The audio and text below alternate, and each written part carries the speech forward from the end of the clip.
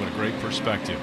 Thank you so much for staying with us. Your patience will definitely pay off. The lights are off on the pace cars. They come out of turn number 4. Pace car will be making the hard left turn, putting the field in the hands of Dale Earnhardt Jr. He got that position by being the fastest in the first practice. No qualifying, set the order by practice on Friday.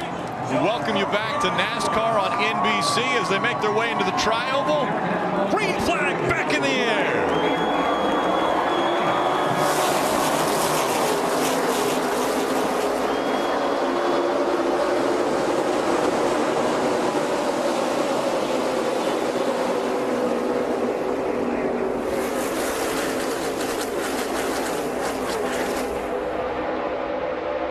Kyle Larson, the first to jump out of line in that 42, makes it 3 wide as they come out of turn number 2.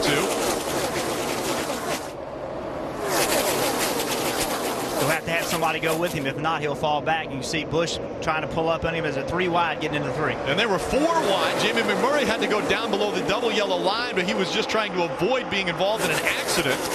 Now it's Austin Dillon on the high side with the momentum. Dillon wants to take the lead at Daytona.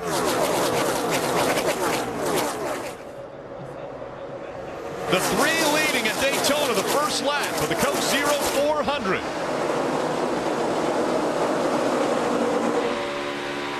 There's the vantage point of Kyle Larson as he looks forward to the 48 of Jimmie Johnson. That gives you a great perspective of just how low the rear of these cars are to the racetrack. You see the 48. It kind of comes up a little bit on the straightaway. As we get down here into turn 3, though, you're going to watch that rear bumper travel down into the corner as it gets closer to the racetrack. You see right there, that's just the force pushing down on that car as it enters the corner. Austin Dillon jumped out front. He's been able to lead Paul Menard, Dale Earnhardt Jr., David Gilliland, Clint Bowyer, your top 5. You saw Austin when he took the lead, he immediately went to the bottom. We saw in last night's race, the bottom was the best. After watching that, I believe he thinks that's what he wants to do tonight. Even though his teammate helped pushed him to the lead, he kind of hung him out, hung a left, put his car on the bottom. 3 wide behind him. Have you noticed already Austin Dillon is blocking? He's running the high line, he's running the low line, trying to stay in front. And that's what you have to do at plate racing. If you're not willing to block, you're not going to keep this lead, and you will not win this race tonight. You have to, whatever lane's coming, you have to turn and get in front of that lane. We saw it, we see it done correctly there. If it's done incorrectly, there'll be a wreck. And around they go. The 38 goes sideways. David Gilliland sideways as they come out of turn number 4. Also involved, the 22 of Logano. The 32.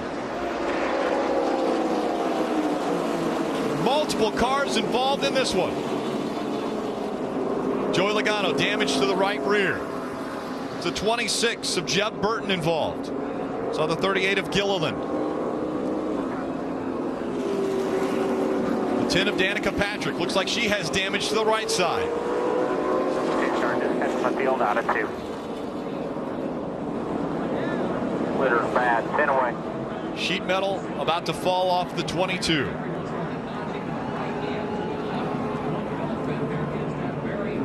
Also some damage on the 46 of Michael Annett. Let's look back to what had just happened. Coming out of turn number 4. You see right here, the 38's coming down to change lanes. There isn't room. He comes across the front bumper, the 15, spins him to the bottom, and the field very tight. You see farther back into the field, the 16 and the 10 get into the back, and the 22 spinners up across the track.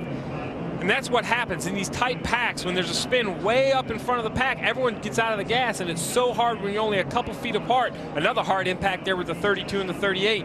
When you're that close, you don't have enough room. If you don't slow down the exact same rate, someone gets spun out. And you see right here, David, he's wanting to be on the bottom of the racetrack. He wants to get behind the 88 because he thinks that's the best line, but he just doesn't have it synced up. He did not get a good view of the 15, turned down on the 15s. Nothing Clint Bowyer could do right there. All he could do is get into him, and then everything behind him was just as a result of trying to miss this wreck. Give it right with Tony Stewart. Coming off turn 4, he sees the smoke, slow it down. Come all the way down if you want to.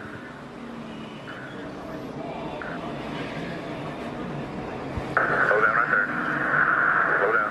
Come on, come on.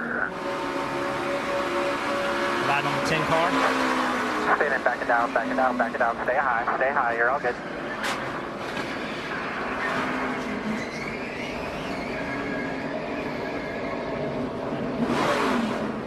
Right along with Eric Almirola. They're by themselves. Still outside, spin, very bottom. Just stay high. Keep coming, keep coming, keep coming. You're all good, you're all good. Brake hard. And you could hear in that, you could hear Eric Almirola lift off the throttle.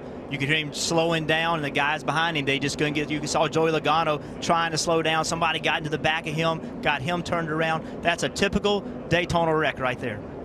Dave, you got some on the 22? And now it's damage control time for the Chase Safe Daytona 500 winner, Joey Logano.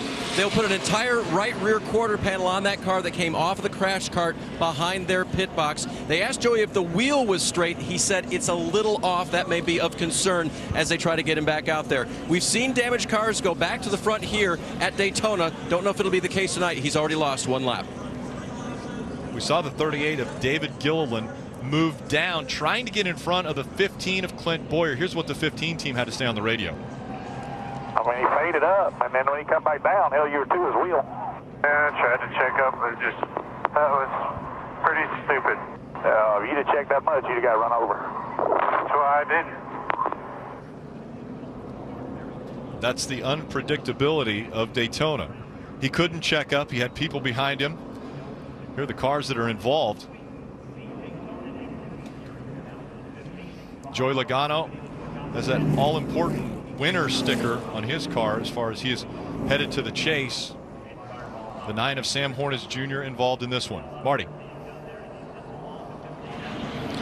And Rick, let's give an attaboy to Sam Hornish Jr., who did a fantastic job. He actually did 2 360s, and when the car was going backwards, he told the team, I had the clutch in. Kevin Bono Mannion told everybody, take your time, fix everything you can. They don't have a lot of damage on that 9 car. That's the good news. They came in, fixed all the flat spotted tires, and took on 4 tires. Danica Patrick on pit road trying to get repairs done to her car. Right front damage, fairly significant on the number 10 car, Mike.